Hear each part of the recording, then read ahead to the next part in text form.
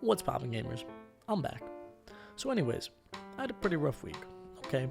I was out snowboarding with a friend, and we're about to do this Black Diamond when we see these two girls, and they ask if we would go down with them. Now, anyone knows there's nothing sexier than a girl who snowboards Black Diamonds, okay? So anyways, we go down with them, then we're hanging out with them. We hang for like 3 hours, okay? And eventually, we're thinking maybe we should ask for their numbers. And right when we're about to, we look over, and they're making out with each other. Anyways, we were pretty sad. And the point of the story is that sadness is a pretty big factor in today's book. So, without further ado, The Catcher in the Rye.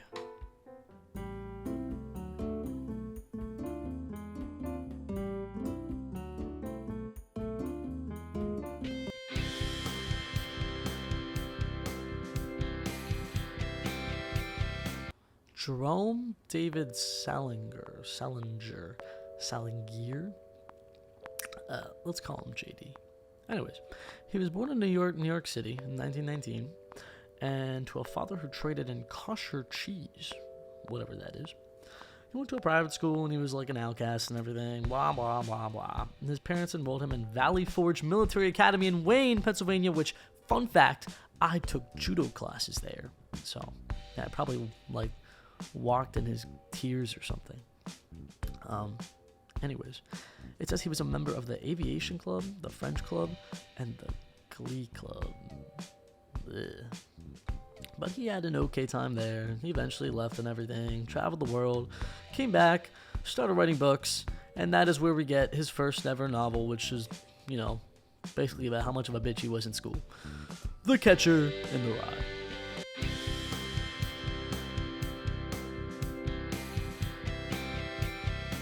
Our glorious protagonist is one Holden Caulfield, the saddest man you'll ever meet, and probably also a schizophrenic anarchist. Kind of like your average 4chan user, or that pale girl at school who's obsessed with Les Mis. Now, a lot of people don't like Holden, but I find him to be endearing, albeit a little whiny. And the story completely focuses on him, so the other characters are quite put on the back burner.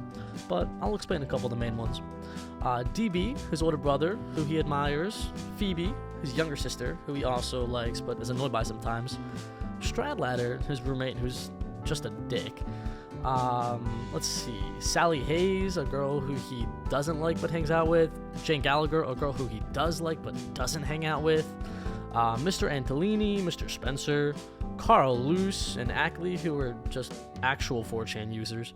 And then Maurice and Sonny, who kind of remind me of that one episode of Family Guy where Peter and Quagmire are like making money off of having sex. What's that called again? Hold on. Yes. Illegal prostitution.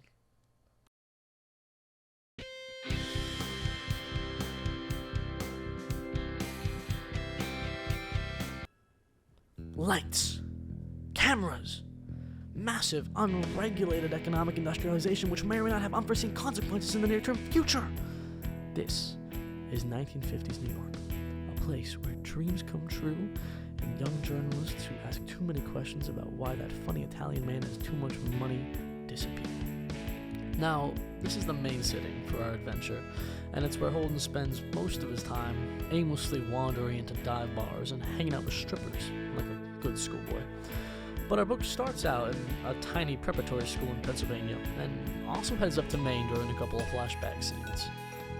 Now, I really do think that the book's setting played an important part in its success, mainly because it deals with a lot of topics like existentialism, suicidal thoughts, finding self-meaning, and topics that are a lot more talked about in our time, but were more suppressed back in the time when it was written. It almost makes you grateful to be born in the 21st century. Huh. But I also really like it because in the book, Holden uses a lot of funny catchphrases. He'll say like, chewing the fat. Damn. Wish I was born in the 50s. Anyways.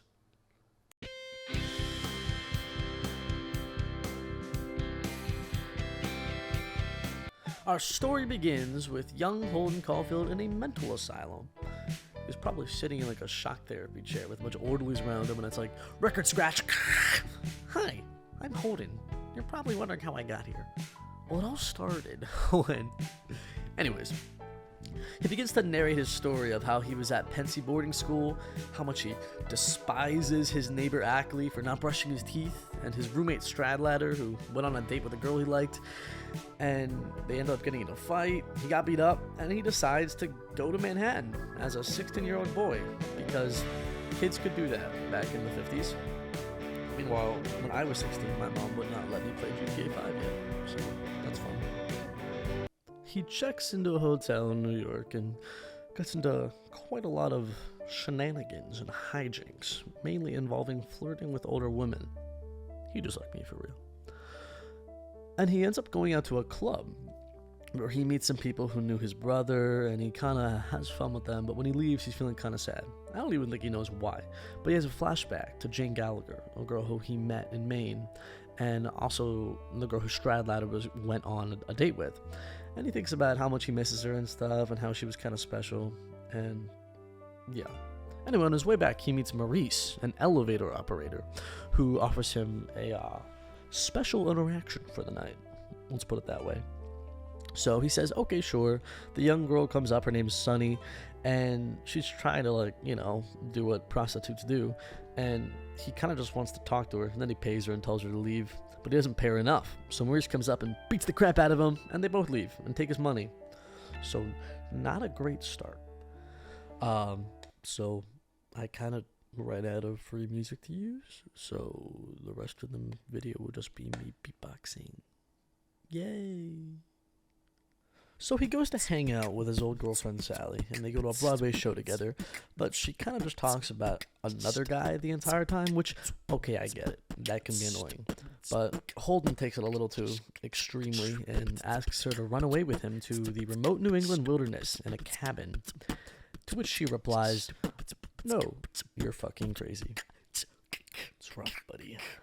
So he goes to hang out with his old friend Carl Luce, who he's convinced is gay because all he does is talk about his Chinese girlfriend, who probably does not exist.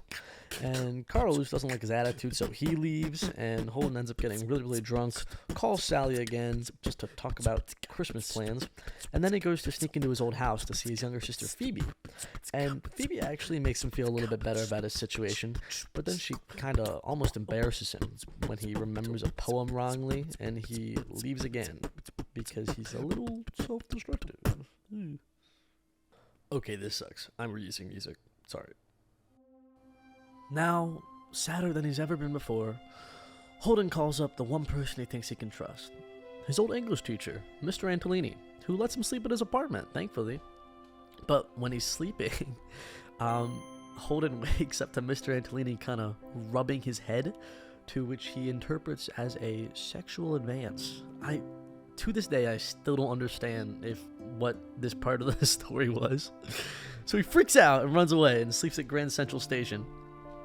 Anyways, he decides to go to Phoebe's school to try and figure out what she meant about the poem and to see her again. And when he arrives, he tells her that he's leaving. She gets super sad and cries and tells him to stay. So, hoping that she'll forgive him, he takes her to a carousel and buys her a ticket. And as he watches her ride it, you know, something inside him kind of mends, and he's happy for the future and optimistic. That's where our book ends. What a beautiful story. I'm sure no one could get unhealthily obsessed with it and use it to commit an act that would forever change the history of music. Oh.